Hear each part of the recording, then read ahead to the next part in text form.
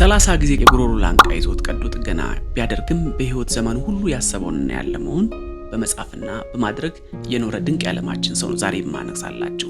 በርግጥ ስኮላሪስቶች ታውቁታላችሁ በተለያዩ ጽሁፎች ውስጥ ሐሳቡን በማኖርና በስነ ልቦናና በሳይኮሎጂ ትምህርቶች ውስጥም ሁሌ ስሙ ሳይነሳ ቀርቶ አያውቅም። ይህ ሰው ሲግመንድ ፍሮይድ ይሰኛል። በርግጥ ይህ ሰው አባቱ እጅግ በጣም ታዋቂ የነበረ ነጋዴ እንደሆነ ይታወቃል። እንግዲህ ያው ንግድ ውስጥም ቢኖር ለልጁ እጅግ በጣም ትኩረት ይሰጠው የነበረና በእንክብካቤም ያደገ ሰው እንደሆነ የታሪክ ማህደሩ ይናገራሉ። እናም እንግዲህ ሲግመንድ ፍሮይድ እንደምታውቁት ኒውሮሎጂስት ነበረ። በተለይም በሕክምና ዘርፍ ውስጥ የራሱን አገልግሎት ይሰጥ የነበረ ሰው ቢሆንም በህይወት ውስጥ ግን ሁልጊዜም ይፈላሰፍ፣ ይጽፍ፣ ይመረምርና ይጠይቅ ስለነበረ በተለይ ሳይኮትራፒ የሚባለውን የንግግር ሕክምናንም ጭምር ለመጀመሪያ ጊዜ ወደ ዘርፉ በመግባት ለሕክምና ቁልፍ የሆነ መሰረት የጣለም ሰው ነው ብለን እናውሳው እንችላለን። በርግጥ ይህ ሰው እጅግ በጣም ተደጋጋሚ ሲጋራን ያጨስ ስለነበረ የጉሮሮ የላንቃ ካንሰር ያጋጥመውና በተደጋጋሚም በቀዶ ጥገና በማድረግ እንግዲህ ህይወቱን ለማቆየት የጣረም ሰው ነው። በርግጥ ያልሞከረው ነገር የለም።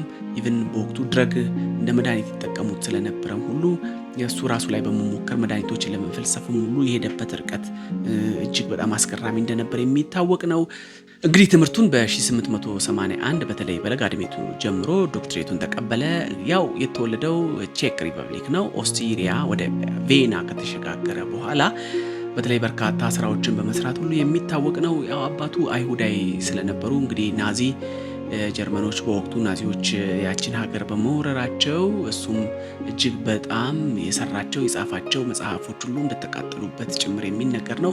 በኋላም አይሁዳዊ ስለሆነ ማለት ነው። እሱም ወደ ለንደን ሽሽት ካደረገ በኋላ በለንደን ህይወቱን እንደኖረ ነው የሚነገረው። እንግዲህ እንደሚታወቀው ሲግመንድ ፍሮይድ በ1890ዎቹ ያው የአእምሮ የንግግር ሕክምናንን በመመስረት ፈርቀዳጅ የሆነ ሰው ድንቅ ዶክተርም ጭምር ነው። በርግጥ ስራዎቹ ዛሬም ድረስ በመላው ዓለም አነጋጋሪ የሆኑ ስኮላሮችን እንደዚሁም ደግሞ ባለሙያዎችን እያጨቃጨቀ ያሉ ብዙ ሐሳቦችን በማንሳትና በማውሳት የሚወሳ ሰው ነው። ይህ ሰው እንደምታውቁት የንግግር ሕክምናን ወደ ዓለማችን ይዞ ሲመጣም በወቅቱ በነበሩ የሕክምና ሳይንስ ባለሙያዎች እንደዚሁም ደግሞ በማህበረሰቡ ዘንድ እጅግ በጣም አነጋጋሪ እንደዚሁም ደግሞ አጨቃጫቂ የሆኑ ሐሳቦች የነበረበትና ያስተናገደበት ዘመንም እንደሆነ የሚታይ ሀቅ ነው። ዛሬ በጠይም ብዕራችን ይህን ሰው ልናመሰግነው ልናደንቀውና ልናከብረው ወደድን። አብራችሁን ስለሆናችሁ ከልብ አመሰግናለሁ።